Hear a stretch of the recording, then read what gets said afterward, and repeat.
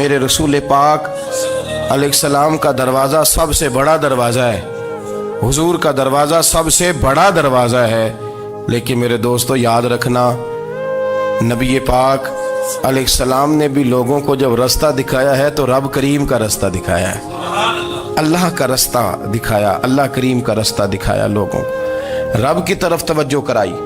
میرے رسول کریم سید عالم صلی اللہ تعالی علیہ وسلم نے لوگوں کی اللہ کی جانب توجہ کرائی اور لوگوں سے یہ کہا کہ وہ اپنے رب کریم کی جانب اپنا ذہن رکھیں، اپنی توجہ اپنے اللہ کی جانب مبذول کریں۔ میری بات کو اچھے طریقے سے سمجھیے گا، علم اللہ تبارک و تعالی عطا کرتا ہے تو اسے اللہ کی عطا ہی سمجھنا چاہیے۔ کچھ لوگوں کے پاس علم ہوتا ہے پر علم نافع نہیں ہوتا، وہ ٹامک ٹونجا مارتے رہتے ہیں ساری زندگی۔ علم کو اللہ کی عطا سمجھیں، اپنی عقل پر اپنے شعور پر زیادہ بھروسہ نہ سمجھیں، نظر اللہ پہ رکھیں۔ حضرت مولا علی شیر خدا کرم اللہ تعالی وجہہ الکریم سے کسی نے پوچھا تھا بڑا عالم کون ہوتا ہے؟ ہمارے ہاں تو اب وہ والے عالم پائے جاتے ہیں نا، اللہ ماشاءاللہ، جو ممبر پہ بیٹھتے ہیں تو دعوے ہی دعوے ہیں، ممبر پہ بیٹھتے ہیں تو دعوے ہی دعوے ہیں، اس طرح کے عالم ہمارے ہاں پائے جاتے ہیں۔ وہ ہر بات میں دعویٰ کرتے ہیں، میں یہ کر دوں گا، میں وہ کر دوں گا۔ یہ مزاج علماء کا نہیں۔ حضرت علی المرتضیٰ سے کسی نے پوچھا بڑا عالم کون ہوتا ہے؟ فرمایا بڑا عالم وہ ہوتا ہے کہ جسے مسئلے کا پتہ نہ ہو تو وہ کہہ دے مجھے نہیں پتا، میں پتہ کر کے بتاؤں گا، غلط بات بیان نہ کرے۔ امام مالک سے کسی نے کوئی مسئلہ پوچھا تو آپ فرمانے لگے مجھے اس سوال کا جواب نہیں آتا، ہمارے بزرگ سمجھاتے کیا ہیں؟ وہ کہنے لگا آپ اتنے بڑے امام ہیں تو اس سوال کا جواب نہیں آتا۔ فرمانے لگے اگر مجھے ہر سوال کا جواب آتا پھر تو میں خدا ہوتا، مجھے ہر سوال کا جواب نہیں آتا، مجھے تو اتنا آتا ہے جتنا میرے رب نے مجھے عطا کر دیا ہے۔ اپنی نظر اللہ پہ رکھیں، نکل آئیں اس معمے سے باہر کہ میں کوئی بلا ہوں، مجھے بڑا پتہ ہے، میرے پاس 6 ڈگریاں ہیں، مجھے 10 جگہ پہ تدریس کا شغف حاصل ہے، اس سے نکلیں باہر۔ قرآن مجید دیکھیے گا، اللہ تعالیٰ نے ارادہ قدرت فرمایا کہ میں حضرت آدم کو بناؤں گا، پھر بنانے کے بعد فرمایا فرشتوں سجدہ کرو آدم کو، سب نے سجدہ کیا الا ابلیس ابا واستکبر وکان من الکافرین، سب نے سجدہ کیا سوائے ابلیس کے، اس نے انکار بھی کیا، تکبر بھی کیا اور کافروں میں سے ہو گیا۔ تو یہ جب اللہ تعالیٰ نے سجدہ کرایا تو کیسے کرایا؟ اللہ تبارک و تعالیٰ نے نا حضرت آدم کو علم سکھایا خود، وعلم آدم الاسماء کلہا، خود اللہ فرماتے ہیں کہ میں نے جناب آدم علیہ السلام کو تمام اشیاء کے نام سکھائے، سب اشیاء کے نام سکھائے۔ تو وہ چیزیں پھر میں نے نا، اللہ فرماتے ہیں میں نے فرشتوں پہ پیش کی، میں نے کہا کہ بتاؤ ان کے نام کیا ہے، تو فرشتوں نے جو جواب دیا ہے وہ سمجھنے والا ہے۔ اللہ نے چونکہ خود علم سکھایا تھا حضرت آدم کو، جناب آدم سکھایا تھا لیکن فرشتوں کو نہیں سکھایا تھا، تو اللہ کریم نے فرمایا فرشتوں اب یہ بتاؤ ان چیزوں کے نام کیا ہیں؟ تو فرشتے کیا کہتے ہیں؟ فرشتے عرض کرتے ہیں قالوا سبحانک لا علم لنا۔ آپ کبھی یقین کریں اس چیز کی لذت لیں تو مزہ آ جائے۔ کہا قالوا سبحانک، کہنے لگے تو پاک ہے، قالوا سبحانک، کہنے لگے تو بھئی آدم علیہ السلام کو نام سکھا لیے، پھر فرشتوں کے سامنے وہ چیزیں پیش کر کے کہا ان چیزوں کے نام بتاؤ، تو فرشتے کیا کہتے ہیں؟ کہتے ہیں قالوا سبحانک، تو پاک ہے، لا علم لنا، ہمارے پاس کوئی علم نہیں، الا ما علمتنا، ہمیں تو اتنا پتہ ہے جتنا تو نے ہمیں سکھا دیا، ہمیں تو اتنا پتہ ہے جتنا تو نے ہمیں، لا علم لنا، ہمارے پاس کوئی علم نہیں ہے، اتنا ہی پتہ ہے جتنا تو نے ہمیں سکھا دیا ہے، اس سے زیادہ ہمارے پاس علم۔ اور یہ کیوں تو نے ہمیں جتنا سکھایا اتنا پتہ ہے؟ فرشتے یہ نہیں کہتے یا اللہ تو زیادہ سکھا، آدم کو دیا تو ہمیں بھی دے، یہ نہیں فرمایا، فرمایا انک انت العلیم الحکیم، اے اللہ تو علم والا بھی ہے اور حکمت والا بھی ہے، تجھے پتہ ہے کس کو کتنا دینا ہے، جتنا تو نے مناسب سمجھا جناب آدم کو دیا اور جتنا تو نے بہتر سمجھا وہ تو نے ہمیں عطا فرمایا۔ تو اگر آپ کے پاس علم ہے، کہیں نالج ہے، اس کو اللہ کی عطا سمجھے۔ ہمارے ہاں بہت سارے لوگ بن کے بیٹھ جاتے ہیں، میں اکثر کہتا ہوں کہ پھر وہ دعوے کرتے ہیں میرے علاقے والے جاہل ہیں، میرے شہر والے جاہل ہیں، میرے خاندان والے پڑھے نہیں، یہ آپ کا دعویٰ ہے، یہ آپ کو خراب کر دے گا۔ ہم نے بہت سارے ایسے لوگ دیکھے جو بہت بڑے عالم تھے، لیکن اللہ جب لینے پہ آیا تو عقل ہی لے گیا، شعور ہی چلا گیا، حافظے ختم ہو گئے۔ آپ دیکھتے ہیں بڑھاپے میں کچھ لوگ ایسے ہوتے ہیں کہ جن کو یہ بھی یاد نہیں رہتا کہ میرا نام کیا ہے، میں کہاں ہوں، مجھے کدھر جانا ہے۔ تو اس وقت سے اللہ کی پناہ مانگیں اور اپنی نظر اپنے رب کریم کی جانب رکھیں، اللہ کی جانب اپنی نظر کو مبذول رکھیں۔ دوسری بات، علم کے بعد ایک چیز آتی ہے جس کا نام ہے ہدایت، جس کا نام ہے تقویٰ، جس کا نام ہے پرہیزگاری، جس کا نام ہے عمل، عبادت، ریاضت۔ یہ بھی اسی وقت ہی نصیب ہوتی ہے جب میرا رب کریم نصیب فرما دیتا ہے۔ ہم نے نا نیکی کا اپنا اپنا سٹیٹس بنا لیا ہے، اپنا اپنا معیار بنا لیا ہے۔ کچھ لوگ کہتے ہیں کہ جناب مسجد میں سیمٹ کا توڑا دینے سے بہتر ہے کسی غریب کو آٹے کا تھیلا دے دو۔ اب اس نے اپنا مزاج بنا لیا نا نیکی کا، اس نے اپنا سٹیٹس بنا لیا۔ میرا یہ سوال ہے کہ نبی پاک صلی اللہ تعالیٰ علیہ وسلم جب مدینہ شریف آئے تھے تو حضور نے سب سے پہلے غریبوں میں آٹا تقسیم کیا تھا کہ سب سے پہلے مسجد بنائی تھی؟ کیا عجیب لوگوں کا رنگ ہے، اپنی مرضی کی ہدایت، اپنی مرضی کا تقویٰ، اپنی مرضی کا معیار۔ مسجد کوئی بڑا چھوٹا خطیب بھی میری طرح کا ہو نا تو وہ مسجد میں بیٹھ کے جب نبی پاک کی بات کرتا ہے تو کہتا ہے میرے رسول پاک غریبوں کا سہارا بن کے آئے۔ وہ غریبوں کی بات کرتا ہے، مسکینوں کی، لاچاروں کی، کمزوروں کی بات۔ تو مسجد ہی تو وہ ادارہ ہے جہاں سے غریبوں کی بات ہو رہی۔ تو اب لوگوں نے غریب کو اور مسجد کو لڑانا شروع کر دیا، اس کو لڑاؤ کہ مسجد میں پیسے دینے سے بہتر ہے آپ غریب کو آٹے کا تھیلا دے دیں۔ آپ یہ کیوں نہیں کہتے کہ مسجد میں بھی آپ توڑا دیں ایک سیمٹ کا اور ساتھ غریب کو بھی خدمت کریں؟ یہ کیوں نہیں تقویٰ؟ اپنی اپنی مرضی کا مزاج، اپنی اپنی۔ کچھ لوگ کہتے ہیں چھوڑو جی، ساری زندگی انسان نماز پڑھتا رہے اور پھر گالیاں بھی دیتا رہے، بندہ داڑھی بھی رکھ لے اور جھوٹ بولنا بھی نہ چھوڑے۔ تو یہ آپ نے اپنے پاس سے تقوی کا معیار بنایا۔ گالی دینے کا گناہ ہے اور داڑھی رکھنے کا ثواب ہے۔ تو اگر آپ داڑھی رکھے ہوئے ہیں اور آپ کوئی غلطی کر رہے ہیں تو اس سے آپ کی داڑھی کا ثواب ختم، اللہ کرے آپ کو سمجھ آئے میری بات۔ آپ کوئی غلطی کر رہے ہیں، داڑھی کا ثواب اس سے ختم، وہ اپنی جگہ پہ قائم ہے چیز۔ اپنی مرضی کا کیوں تقوی کا معیار بناتے ہیں؟ تقوی کا مزاج اپنی مرضی کا نہ بناؤ۔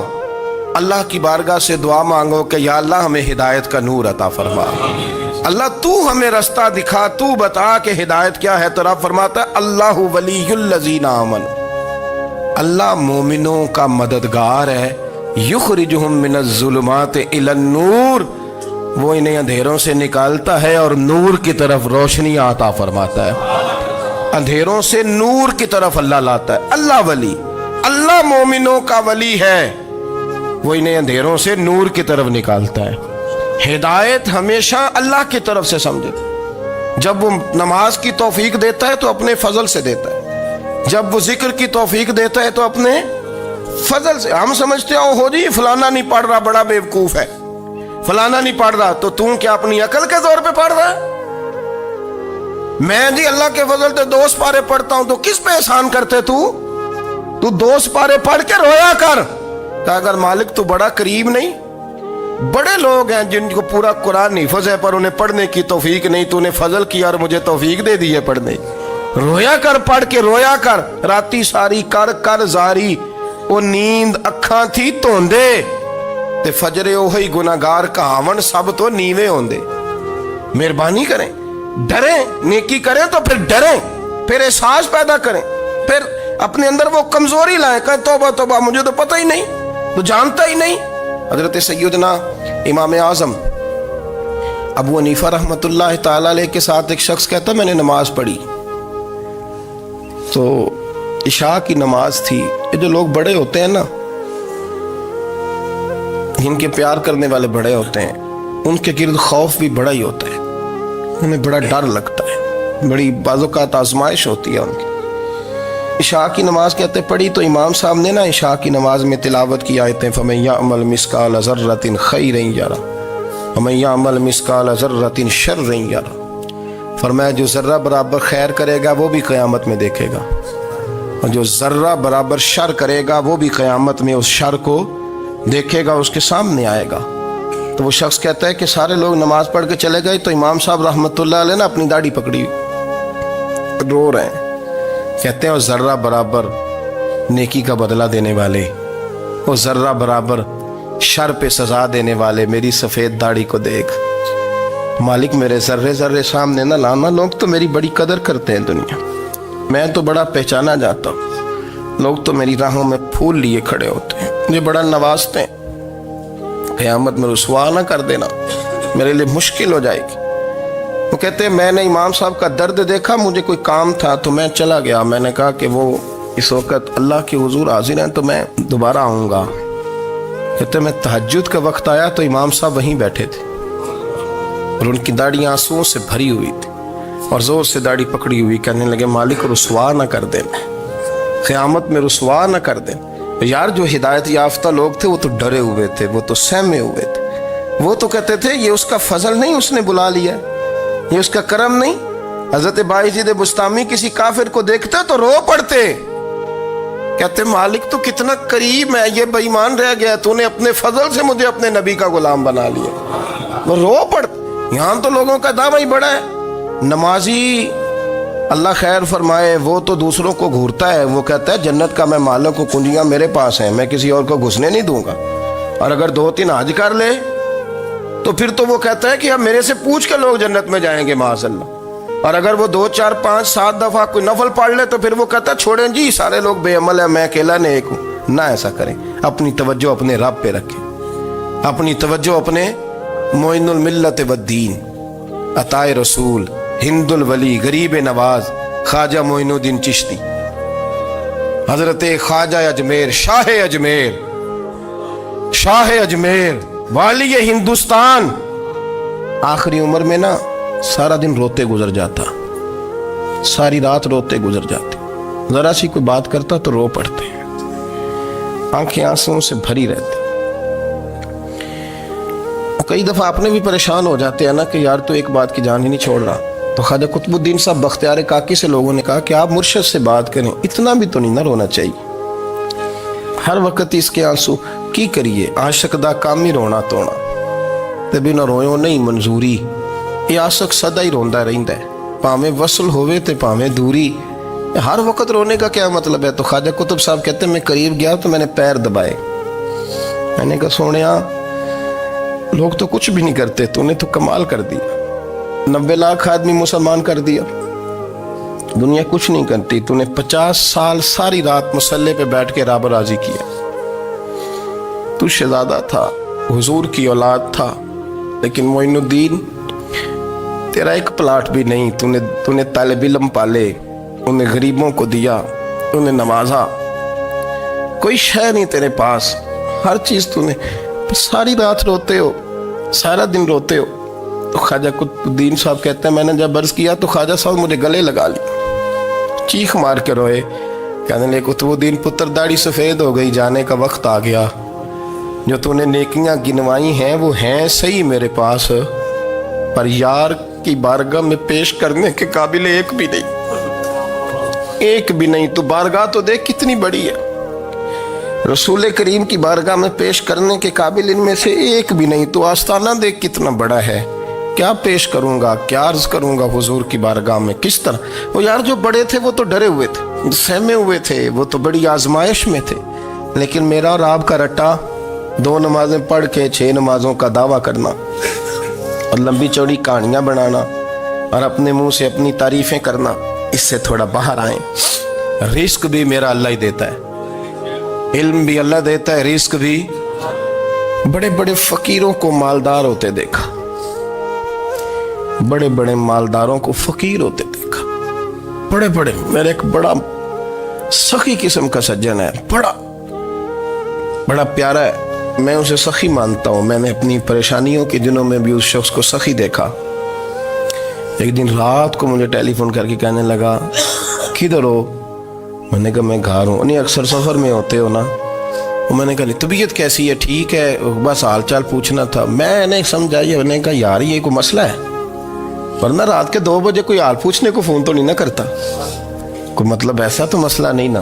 तो मैंने बैक कॉल की, मैंने कहा यार मेरी बात सुन, मसला क्या? कि नहीं कुछ नहीं दिल कर रहा था। मैं कहा मेरी गल सुन, रहे असी 4-5 साल कट्ठे, मैं तेन जानना, असल बात कर।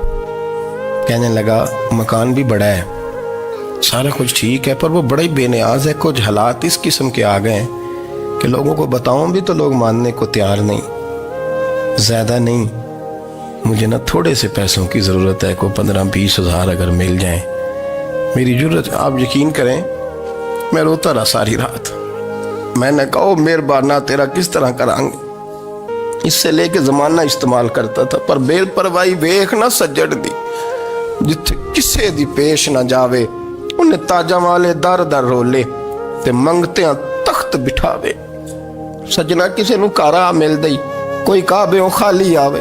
वल्लाहु खैरुर राज़िकीन, वो कहते तू दाएं बाएं ना जा, रिस्क तो तुझे मैं दूंगा, मैं हूं बेहतर रिस्क देने वाला। बड़े बड़े बादशाह, बड़े बड़े शहनशाह, बड़े बड़े लोग, हाथों में कासे, फकीरियां। उम्मे रबिया क्या करती थी, बड़ी नेक और साले खातून थी। वो कहती हैं कि मैं ना बड़े अमीर आदमी की बीवी थी, अपने शौहर के साथ छत पे बैठी थी, तो नीचे फकीर मांगने वाला आया। उसने बड़े दर्द से सदा की, तो मैंने अपने शौहर से कहा कुछ देने का, दफा कर, इन लोगों ने धंधा बनाया हुआ है। कहती मैं मेके से भी बड़ा माल लेके आई थी, मेरे माँ बाप बड़े अमीर थे, तो मैंने ना चोरी अपने खामद से नज़र बचा के बाथरूम जाने के बहाने गई और नीचे जाके 5 दिनार मैंने उस फ़कीर की हथेली पे रखे। कहते उसने 5 दिनार देखे, फिर मेरी तरफ देखा तो मैंने उसकी आंखों में आंसू चमकते देखे। कहने लगे बीबी रब तेरा भला करे, मैं 3 दिनों का भूखा हूँ। कि वो चला गया, मैं घर आ गई। जब बाहर आई तो मेरा शौहर कहने लगा तू इतनी अब इतनी तू तेज हो गई है और तू इतनी खुद मुख्तार हो गई, मेरे बगैर पूछे माल खर्च करेगी, जा तुझे 3 तलाकें। कहती मैं बालदार और वज़ादार बाप की बेटी थी, तलाक लेके घर आई तो मेरा बाप टूट गया, चारपाई पे चला गया। ओहो ये क्या बन गया। कहती बड़ी तकलीफ रही। 1-2 साल के बाद मेरे अब्बा ने मेरी शादी कर दी। अब जिस शौहर के पास गई वो बड़ा नेक था, परहेजगार था, अल्लाह ने बेहतरीन सिला दिया। कहती छत पे बैठी थी, दरवाजे पे फ़कीर आया, मैंने शौहर से कहा कुछ दे दूं। कहने लगा 5 ना देना, 15 देना, 20 देना, मैं फ़कीर हूँ, मैंने फ़क्र से दौलत देखी है, इसे खाली ना लौटाना। कहती है कि मैं नीचे गई और जब मैंने उसकी तरफ दिनार बढ़ाए तो मेरी चीख निकली, पैसे फेंक के मैं बेहोश होके गिरी। मेरा शौहर ने आके उठाया, अंदर ले गया, पानी मुंह पे छिड़का। कहने लगा तुझे क्या हुआ? कहने लगे ये जो मांगने आया ये मेरा पहला शौहर था, वही था जो कहता था कि तू 5 दिनार दे आइए, जा तुझे 3 तलाकें। पढ़ो ना हदीस पाक, मेरे नबी पाक अलैहिस्सलाम ने फरमाया एक बंदा गंजा था। गंजा कोई तरतीब आगे पीछे हो जाए तो मफहूम के लिहाज से, लेकिन मैं मफहूम उसका वाज़े करता हूँ। एक गंजा था, कोई शय नहीं थी, सर पे बाल भी नहीं थे, रोया करता था। अल्लाह ताला ने फरिश्ते को भेजा, तुझे क्या चाहिए? तो कहने लगा बाल आ जाए और थोड़ा माल आ जाए। फरिश्ते ने हाथ फेरा तो बाल भी आ गए, तो बकरियां भी आ गईं, लाइनें लग गईं, माल ही माल हो गया। दूसरे के पास गया, वो कोड़ा था, उसको जाके कहा क्या चाहिए? कहने लगा शिफा हो जाए और कुछ अल्लाह ताला आसानी कर दे। शिफा भी हो गई, गायें भी दे दी, भैंसें भी दे दी, माल ही माल हो। फिर एक के पास गया, वो अंधा था, तुझे क्या चाहिए? उसने कहा आंखें मिलने और कुछ साथ अल्लाह माल दे दे। ऊंट ही ऊंट हो गए। जब बड़ा नवाज दिया तो फिर मालिक ने इम्तिहान लेने का इरादा किया। यारी तेरी सोना है पर आजमाइशां भी तेरियां अग, आजमाइशां तेरियां, सही कह रहा हूँ, आजमाइशां तेरियां, यारी तेरी सोना है पर आजमाइशां तेरियां। ये सोना परखिया जावंदा ही पहलो ना लगा दे लग। अल्लाह ने फरमाया आजमाइश करो। सबसे पहले गंजे के पास आए, उसे कहा अल्लाह के रास्ते में कुछ दे। कहने लगा मेरे खर्चे ही बड़े, देखो तो सही कितनी मुश्किल में वक्त गुजारता हूँ, हाल ही कोई नहीं। तो उसने कहा मैंने तो सुना है तू गंजा और भूखा नंगा था। कहने लगा मैं तो जल्दी पुश्ती रही से आजम हूँ, तुझे किस पागल ने कहा है, भाग जा। उसने कहा अच्छा जैसे तू था वैसे ही हो जाए। खेत खलियान उजड़ गए, फिर से गंजा हो गया। हुजूर अलैहिस्सलाम फरमाने लगे, फिर वो उसके पास गया जो कोड़ा था, उसे कहा कुछ दे। कहने लगा खर्चे ही बड़े, اب پوچھ لیں کسی امیر آدمی سے، کہے گا چکی کے نیچے ہاتھ ہے میرا، میرے سے زیادہ تو اب پریشان بندہ ہی کوئی نہیں۔ کیا بتاؤں آپ کو، اتنا ٹیکس ہے، اتنا جرمانہ ہے، فلانی شے، بڑا کچھ گنواتے ہیں لوگ۔ اس نے کہا میں نے تو سنا تو پہلے کوڑا تھا۔ اس نے کہا جا دوڑ جا، میں تو رئیس اعظم ہوں، دادا بھی پردادا بھی اور ساری نسل ہی۔ اس نے کہا اچھا جیسے تو تھا ویسے ہی ہو جائے۔ پھر وہ گیا اندھے کے پاس اور جا کے کہا اللہ کے نام پہ کچھ دے۔ تو کہنے لگا رب کے نام پہ؟ یہ کھڑے ہیں اونٹ جتنے تیرے دل کرے لے دا۔ اس نے کہا کیا معنی اس بات کا؟ کہنے لگا یار تجھے کیا بتاؤں، میں تو اندھا تھا، میں نے تو کبھی دنیا دیکھی نہیں تھی، پھر اس کریم نے فضل کیا تو مجھے بڑا کچھ دکھایا۔ میں کیا بتاؤں، میرا دل کر رہا ہے کہہ دوں کہ پھر اس نے کعبہ دکھایا، پھر اس نے روضہ رسول دکھایا، پھر اس نے ریاض الجنہ کے سجدے دکھائے، پھر اس نے اپنے محبوب کے دروازے کی رونقیں دکھائیں۔ اس نے بڑا کچھ دیا، اس نے بڑا نوازا۔ میرے پاس تو شاید میں بدکار پرانا خادم، کسے در ملی نہ ٹوئی، ایت واصف یار نے نظر جو کی تھی، پھر واصف ہی ہوئی۔ یہ تو اس کا کرم ہوا۔ تو یہ وہ کہنے لگا تو اللہ کے نام پہ جان مانگ، میں وہ بھی دینے کو تیار۔ میرے پاس تو شے کوئی نہیں تھی، مجھے تو اپنا پتہ ہے، میں تو کوئی شے نہیں تھا، کچھ نہیں تھا میرے پاس۔ یہ تو ان کا کرم ہے کہ رخ ان کا ادھر ہے، اور مختصر سی میری کہانی ہے، یہ جو بھی ہے ان کی مہربانی ہے۔ تو وہ کہنے لگا میں بھی کچھ لینے نہیں آیا تھا، تیری آزمائش ہی کرنے آیا تھا، تیری عزتیں بھی سلامت رہیں گی، تیرا مال بھی سلامت رہے گا، تیری شفا بھی۔ اپنی زندگی میں کبھی بھی اللہ کی بارگاہ سے توجہ ادھر ادھر نہ کریں، چھوڑیں لوگ کیا کر رہے ہیں، دنیا کیا کہہ رہی، کبھی بھی اپنی توجہ دائیں۔ ہمارا یہ مسئلہ بن گیا کہ ہماری سیاست ہے، ہماری دنیا داری ہے، ہم بندوں کو راضی کرنا چاہتے ہیں، ہم دیکھتے ہیں کون کس طرح، اور آپ یقین کریں آپ تھک جائیں گے، بندے راضی نہیں ہوں گے، وہ نہیں راضی ہوتے۔ آپ ان کو منا کے لائیں گے تو ادھر والے نکل جائیں گے، ادھر کو منائیں گے تو ادھر والے نکل جائیں گے۔ اس چکر سے باہر آئیں، اس رب کو راضی کریں جو فرماتا ہے ان الذین آمنوا وعملوا الصالحات سیجعل لهم الرحمن ودا۔ فرمایا تو ایمان لانے کے بعد نیک عمل کر، میں لوگوں کے دلوں میں تیری محبت پیدا کر دوں گا۔ رحمان لوگوں کے دلوں میں محبت ڈال دے گا، اللہ لوگوں کے دلوں میں۔ اپنی نظر ہمیشہ اپنے رب پہ رکھیں، اتنی لمبی چوڑی دنیا داروں سے امیدیں نہ وابستہ کریں۔ میں نے دیکھا ہے لوگ کاسا لیسی کرتے ہیں، کبھی اس کے دروازے پہ کبھی اس کے دروازے پہ۔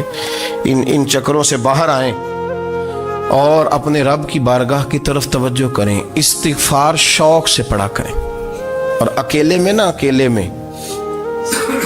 حضرت رئیس المتکلمین مولانا نقی علی خان صاحب رحمۃ اللہ نے لکھا ہے کہ فرعون 500 سال حکومت کر گیا، یہاں تو 5 سال کی حکومت کی پیر لڑکھڑاتے ہیں، 500 سال۔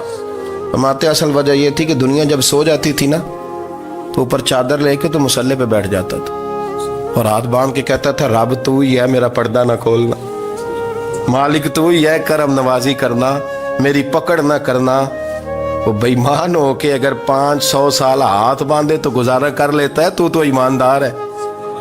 پر مسئلہ یہ ہے کہ تو رات کو بکل مار کے ہاتھ نہیں نہ باندھتا، تو منت نہیں کرتا، تو استغفار نہیں کرتا۔